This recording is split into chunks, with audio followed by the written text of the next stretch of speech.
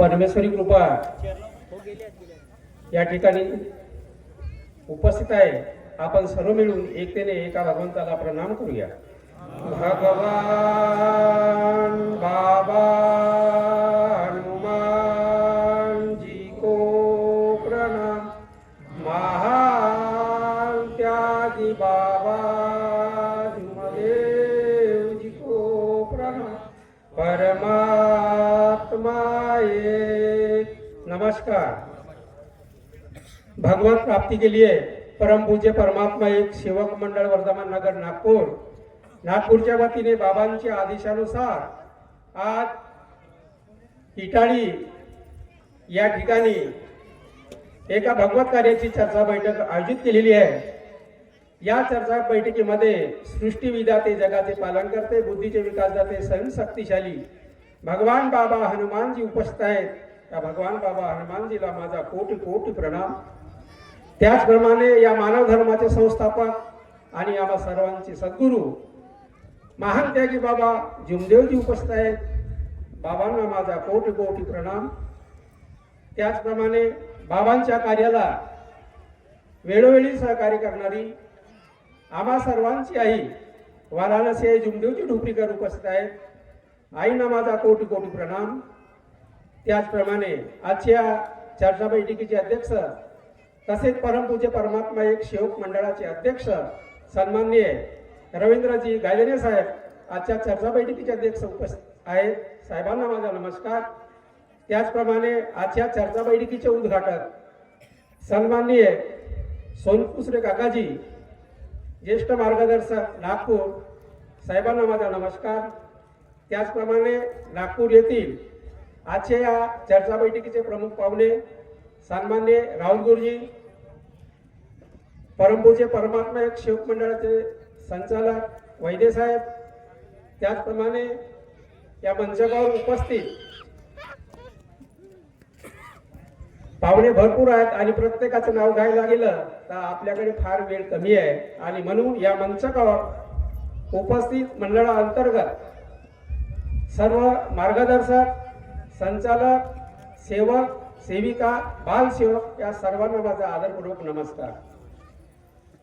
तर बघा सेवक बांधवांनो, या मार्गात येण्याचे कारण आणि या मार्गात येण्याची अगोदरची आपली परिस्थिती काय होती।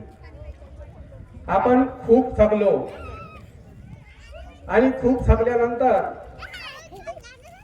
आपल्याला कुठंतरी आपलं जीवन चांगलं व्हावं हा प्रत्येक या मानवाचा दृष्टिकोन आहे। परंतु कुठंतरी आपण कर्माने चुकलो आणि कर्मांनी चुकल्यानंतर आपल्या मागे कर्मभोग लागला।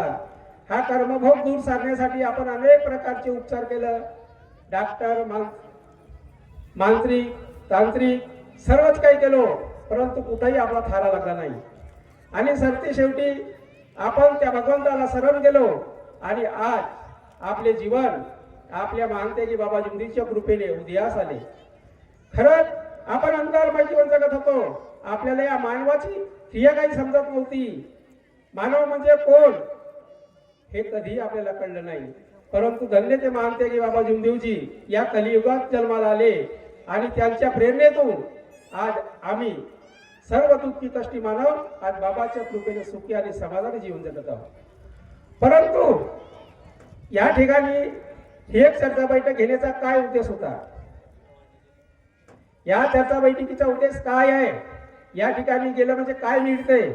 हो, भगवंत कधी हा बाजारात मिळत नसते आणि भगवंताला कधी आपण पैशाने घेत नसतो, तर भगवंत हा फक्त त्या चर्चा बैठकीतून मिळत असतो। मग मानव हा कर्म करताय, मानवाकडून झालेली चूक त्याच्या सुधारणा जीवनात कशी होईल आणि म्हणून त्यासाठी बाबांनी आपल्या सेवकांसाठी चर्चा बैठक लावून दिली। आता चर्चा बैठकीत गेल्यानंतर काही सेवकांना अनुभव येतात, काही सेवकांना उभं केल्यानंतर साधी विनंती विचारला तर विनंती सांगायला माग होता, अशी परिस्थिती आहे। मग बाबांनी आपलं एवढे मोठे दुःख दूर केलं, मग आपलं कार्य काय आहे।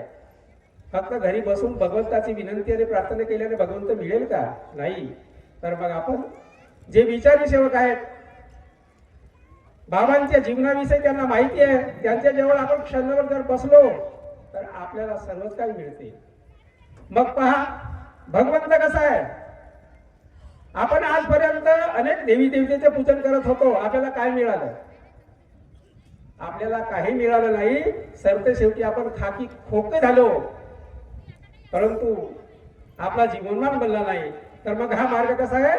अनुभवाचा आहे. बाबांनी खरंच ज्यांना काही नाही त्यांना सर्वच काही दिलं, असे ते आमचे मानत्यागी बाबा जी आहेत.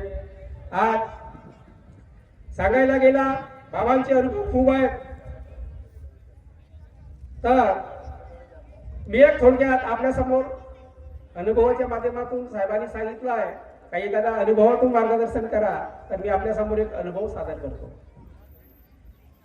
सेवक चंद्रशेखरजी मटाले, मुक्काम गोंदी देवळी, यांना 2 मुली आहेत आणि 2 मुली नंतर त्यांना आपलं कुटुंब नियोजन केला. बघा परमेश्वराने त्यांची परिस्थिती बदलवलं. आज त्या गोंदी देवळीत त्यांनी नाही जास्त तर 30 लाखाचा घर बांधला स्वतःच्या मेहनतीतून. समोरचे माणसं का म्हणतात किंवा एक बाई घरा शेजारची एवढी मोठी माळी बांधलं, पण याच्या घरी कोणी दिवा लावाला आहे का? पहा त्या बाईनं शब्द बोललं आणि भगवंतानं ते शब्द ऐकलं. चंद्रशेखरजी मटाले यांना किती वेदना झाली असतील का, भगवंता मला एक पुत्र जर दिला असतास तर समोरच्या बाईचे शब्द मला ऐकायला मिळालं नसतं. पण पहा त्या बाईनं बोललं ते भगवंतानं ऐकलं. ऑपरेशन झाल्यानंतरही त्या बाईला महिना सुटला. मग तो माझ्याकडे आला, साहेब म्हणते अशी अशी परिस्थिती आहे. म्हटलं ठीक आहे, भगवंत देत आहे, तुम्ही गेले असता याला समजा ठीक तुमची इच्छा. भगवंत काय घडवते तर घडवेल, परंतु तुम्ही सोनोग्राफीच्या भानगडीत पडू नका. मग काय करावं लागेल? दिवसेदिवस बायचे दिवस वाढू लागले. मग आता आपल्याला सरकारी उपचाराप्रमाणे आपण ते सर्व काही मेडिकल वगैरे काही केला, पण त्या बाईची सोनोग्राफी म्हणजे मुलगा आहे का मुलगी याचा कधी आपण शोध घेतला नाही. मटालेजी म्हणतात साहेब समोर काय करायचं? साहेब म्हटलं असं करा, तुम्ही सोनोग्राफीला आज समजा त्या डॉक्टरने म्हटलं तर 30-40 हजार रुपये देऊ शकता, परंतु एक काम करा म्हटलं, तुम्ही या बाईच्या नावानं तुम्ही परमपूज्य परमात्मा एक सेवक मंडळामध्ये जा आणि त्या बाईच्या नावानं 10,000 रुपये भरा. कसा भगवंत बदलवून नाही देणार तुमच्याकडे मुलगा, तर पामला त्या भगवंताची किमया. त्याचप्रमाणे सेवकाने ऐकलं आणि परमपूज्य परमात्मा एक सेवक मंडळ या ठिकाणी गेला आणि 10,000ची त्याने त्या ठिकाणी पावती जमा केली. त्याच्यानंतर म्हटलं तुम्ही बाईच्या नावानं सभासद फी असे काही भरली का? अजी नाही म्हणते. म्हटलं एक थोडीशी चूक केल्या तुम्ही.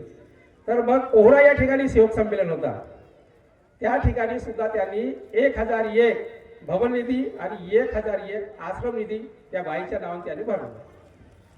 भरल्यानंतर भगवंतानी पहा आज त्यांची इच्छा पूर्ती केली. आता मला वाटते कालच त्या मुलाचं नाव ठेवण्यात आला. सुंदर मुलगा त्यांच्या घरी जन्माला आला. पहा बिना सोनोग्राफी केल्यानंतर. आणि हमखास गॅरंटीनं मी सुद्धा म्हणत होतो का दादा तुला मुलगाच होणार. सर्व गावात चर्चा बसवली का मटाले साहेब मला मुलगाच होणार आहे, मला मुलगाच होणार आहे असं म्हणतात. तर खरंच त्यांनी सोनोग्राफी कुठेतरी बघितली असेल आणि म्हणून यांना मुलगा झाला असा गावामध्ये चर्चा सुरू होत्या. पण म्हटलं असं कधी त्या सेवकाने केलेलं नाही. फक्त भगवंतावर विश्वास ठेवलं आणि एक चित्त एक लक्ष एक भगवान मानून त्याने कार्य घडवलं.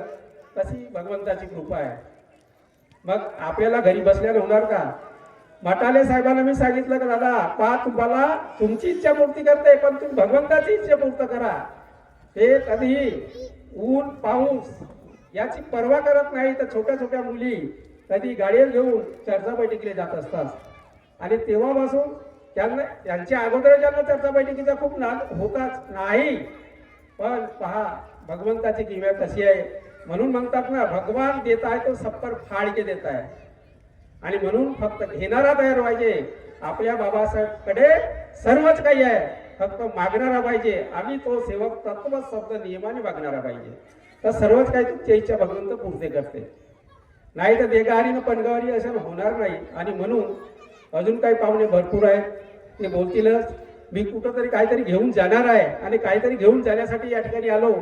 त्याचप्रमाणे तुम्ही सुद्धा आल्या. तुमच्या जीवनात जो काही अंधकारमय जीवन असेल तो आज या चर्चा बैठकीच्या माध्यमातून प्रकाशमय झाल्याशिवाय राहणार नाही. एवढेच बोलतो आणि माझ्या शब्दाला विराम देतो. सर्वांना माझा आदरपूर्वक नमस्कार.